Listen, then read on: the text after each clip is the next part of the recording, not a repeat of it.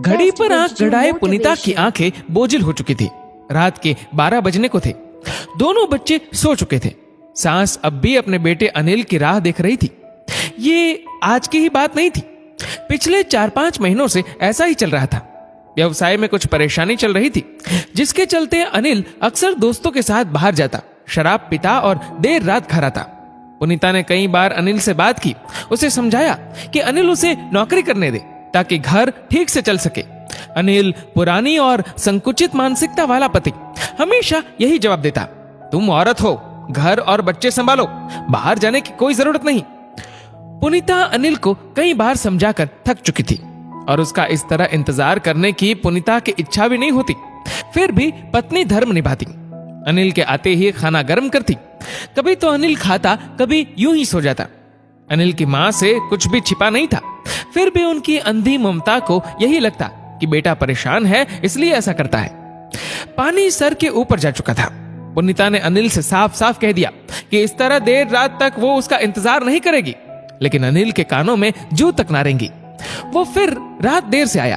पुनीता सो चुकी थी। अनिल बड़बड़ाते हुए सो गया। सास सब कुछ सुन रही थी। अगले सुबह उन्होंने पुनीता को उसके संस्कारों पर प्रहार करते हुए कहा, कैसे संस्कार है तुम्हारे? अनिल कल भूखा प्यासा सो गया, तुम्हारी नींद ना टूटी? क्या ये सिखाया है तुमको तुम्हारे मायके वालों ने? पुनीता ने भी उनकी बात का जवाब दिया, मम्मी जी, पति मेहनत कर रात देर से घर आए तो पत्नी अपने पति को बहुत सम्मान से खाना परोसती है, उसका इंतजार भी करती है। काम की बजाय यदि कोई 2-3 घंटे दोस्तों के साथ शराब पीकर घर आए तो क्या करना चाहिए? ये मेरे माता पिता ने नहीं सिखाया, क्योंकि मेरे मायके में किसी में ऐसे संस्कार तो नहीं थे। मम्मी जी, मम्मी जी, काश आपने मुझे मेरे संस्कार याद दिलाने की बजाय अपने बेटे को समझाया होता तो ज्यादा अच्छा होता। पुनीता के आईना दिखाते ही उसकी सास उससे आंख न मिला सकी। उनके पास कोई जवाब नहीं था। पुनीता ने कुछ ही दिनों में नौकरी तलाश कर ली। घर में पैसे आने लगे। सास को अब बहू की कदर भी हुई और अपनी परवरिश पर शर्मिंदगी भी। अनिल का वक्त बेवक्त घर आना अब मां को भी गलत लगने लगा। बहू के सामने ही उन्होंने अनिल को समझाया और कहा, परिस्थिति यदि तुम्हारे लिए अच्छी नहीं तो घरवाले भी तो परेशान है। यदि तुम्हारी तरह बहू भी बेवक्त घर लौटे तो क्या अच्छा लगेगा? पहली बार अनिल ने अपनी मां से ऐसा सुना तो वो भी दंग रह गया।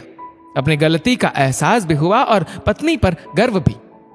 बेटे के मुंह में उसकी गलत आदतों को सही मान लेना उचित नहीं। ऐसे समय में यदि बहू सही हो तो सास को बहू का साथ देना चाहिए। दोस्तों, ये कहानी लिखी है पायल धाबलिया ने। आपकी इस वीडियो के बारे में क्या राय है नीचे कमेंट करके जरूर बताएगा। और वीडियो अच्छा लगा हो तो वीडियो को लाइक करेगा, शेयर करेगा ज्यादा से ज्यादा लोगों तक। और ऐसे ही और भी इंस्पिरेशनल वीडियोस के लिए सब्सक्राइब करें हमारे यूट्यूब चैनल को और फेसबुक पर फॉलो करें हमारे पेज को। धन्यवाद।